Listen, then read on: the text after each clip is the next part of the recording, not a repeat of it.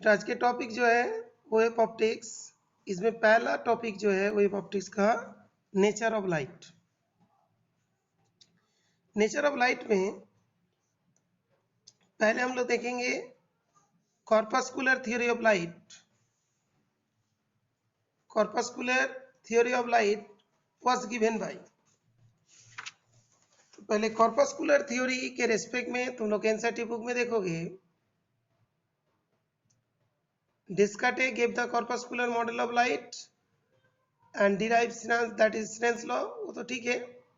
तो this was basically was given by Descartes and it was developed by Sir Isaac Newton।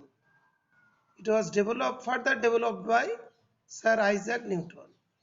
तो Descartes gave the vascular model of light and this model was developed by Sir Isaac Newton। Okay, that is the case। उसके बाद एक scientist है जिसने दिया था कि wave theory of light. Wave theory of light, light को wave का हिसाब से बनाया था। That was given by Dutch physician Christian हिगेन। Wave theory of light. Electromagnetic theory of light was given by, ये तो जानते हो, मैक्सवेल। मैक्सवेल का तो तुम लोग के इसके बारे में तो मालूम है, मैक्सवेल। और ये जो है ना quantum theory of light was given by Planck. Okay, ये हम लोग को पहला टॉपिक होती है इसके बारे में जो यहाँ पे हमारे बुक में दिया गया है। ठीक है बेटा, that was the topic number 1 10.1, that is the introduction. Introduction में ये 4 पॉइंट बहुत इंपॉर्टेंट है। और एक इंपॉर्टेंट पॉइंट होती है, आइजैक न्यूटन ने जो बुक लिखे थे उस बुक का नाम क्या था? Optics. OPTICS, optics. In his famous book entitled optics. Okay, कोई एक नंबर में कभी यूज हो सकते हैं। इसके बाद हम लोग का ये टॉपिक आता है कि हिगेन्स प्रिंसिपल। हाइजेंस प्रिंसिपल ये क्या है उसके बारे में बताते हैं। जैसे मान लो कोई जगह पे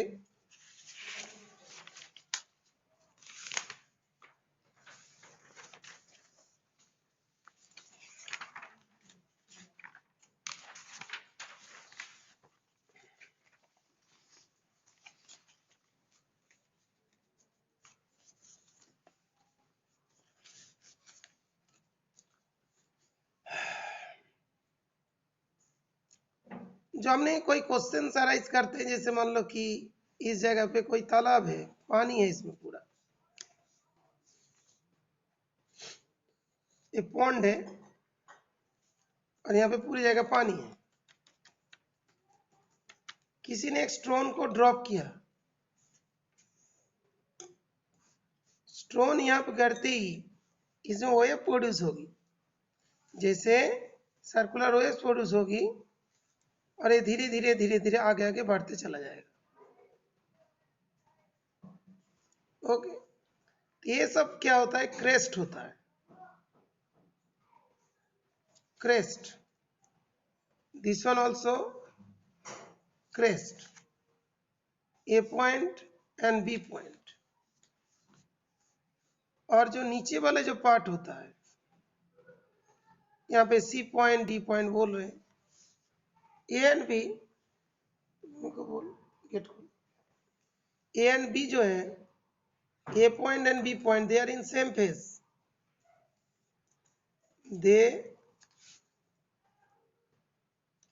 आर इन सेम फेज, मतलब ए में जो पार्टिकल है और बी में जो पार्टिकल है, ए पॉइंट का पार्टिकल एंड बी पॉइंट का particle, they are in the same phase and particles at C and D points are also in same phase।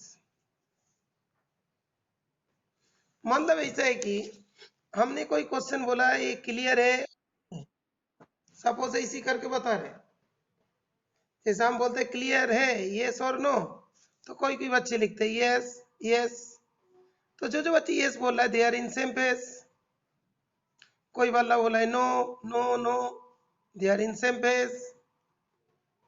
कोई बच्चे कुछ नहीं बोला तो they are in same page.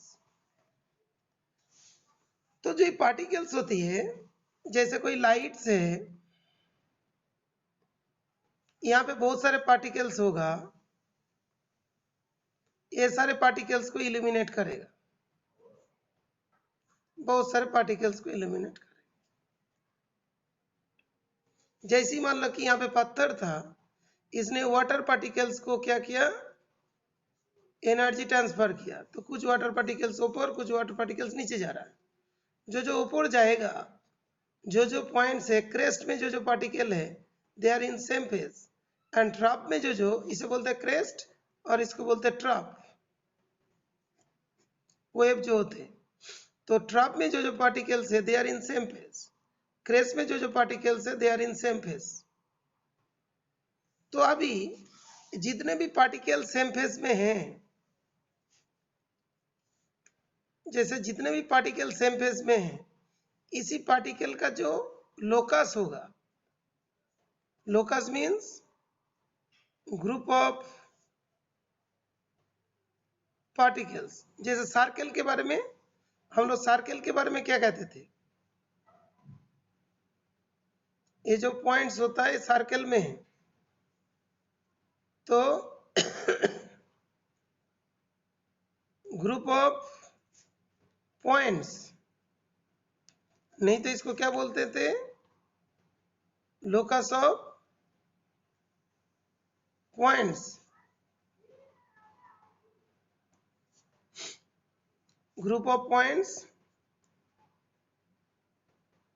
equidistant from a given point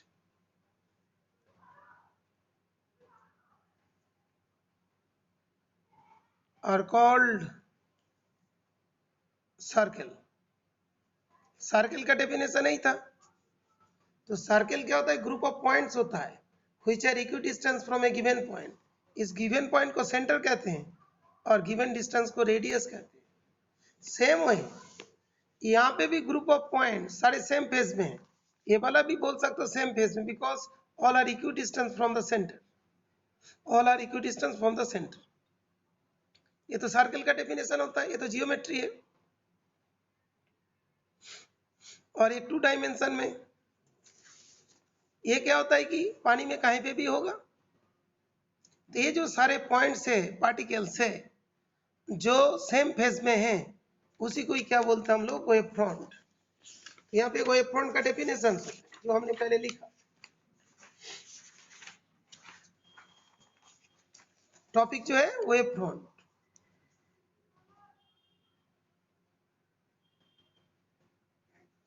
Wavefront is defined as the continuous locus, क्या locus of all such particles of the medium which are vibrating in the same phase। कोई भी instant में कभी भी देखेंगे कि ये जो क्रेस्ट वाला टॉप में है और ट्रप वाला नीचे, तो ये सब जो है, ये सब क्या बनाएंगे, एक वेव फ्रंट बनाएंगे, और ये सारे जो है ये भी वेव फ्रंट बनाते जाएगा। Okay Dev, is it clear? Dev, जिसका क्लियर नहीं था क्लियर हुआ बेटा?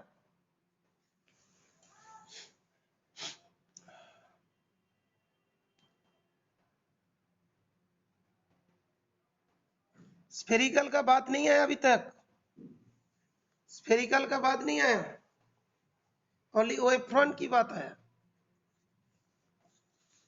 ये सिर्फ वेव फ्रंट का बात है। अभी वेव फ्रंट होगा, उसका टाइप्स होगी। ओके वेव फ्रंट्स होगी, क्या हुआ यहाँ पे जो मेन बताया गया, सेम फेज का मतलब क्या होता है, बिकॉज सेम फेज के मतलब में बच्चे का ऑलवेज डाउट होता है सेम फेज होता क्या है। ओके जैसे अभी हमने बोला क्लियर है कि नहीं, तो कुछ बच्चे ने यस यस लिखते चला गया, वो सब बच्चे सेम फेज में है। कुछ बच्चे नो नो लिखते चला गया, they are in same phase. कुछ बच्चे ने कुछ नहीं लिखा, they are in same phase like that. तो ये हो गया वेब फॉन्ट। वेब फॉन्ट में टाइप्स हम लोग देखेंगे।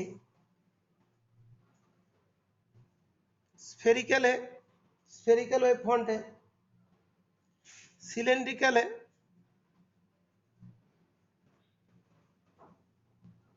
और that is plane wave front है। ये सभी वेब फॉन्ट ही है, तो यहाँ पे लिखा है स्फेरिकल हुआ और सिलेंड्रिकल हुआ और प्लेन वेब फॉन्ट हुआ, तीन टाइप का वेब फॉन्ट है। ओके, ऐसा देखना पीसीएस। पीसीएस वर्ड से ध्यान रखना, P for plane, C for cylindrical, S for spherical web font. Okay, इसके बारे में अभी डिस्कस करते हैं।